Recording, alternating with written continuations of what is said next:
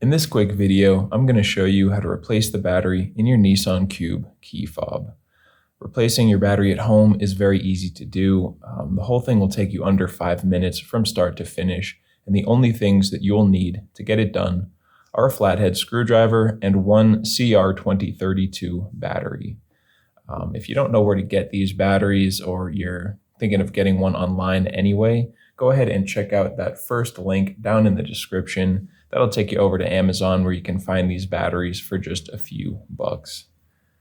So the first step to opening this thing up is just to turn it over, hold down this little latch on the back, and pull out the internal key. Now, if you look, this is where the key just came from. Right there, here's on the bottom of the device on the right side, there's a small opening. That is what we're going to use to open this thing up. So go ahead and grab a small flathead screwdriver, just whatever you have that will fit in there nicely.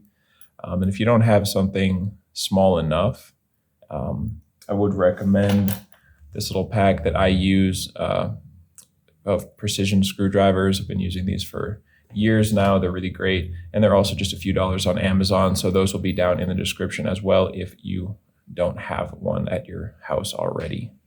So what you want to do is just go in that area with your flathead and turn, and it will just click open on that side. You'll have a little opening going down there, and from here I'd recommend just working your way down that opening, twisting until it comes apart very easily.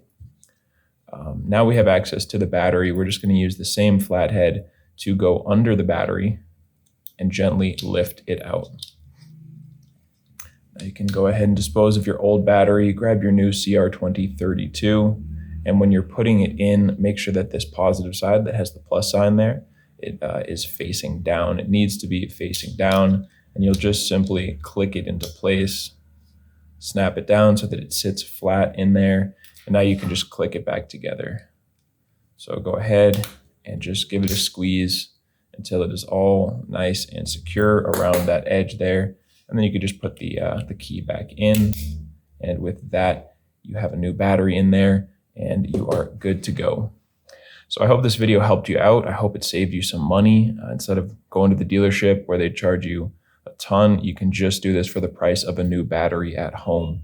So if you liked this video, let me know down in the comments, or just give this video a like. And if you ever need help with another one of your key fobs, you can come back here to this channel. We have you covered with tutorials like this one for the key fobs for almost every make and model out there. And you can also get all of this information and more over at our website, FobBattery.com.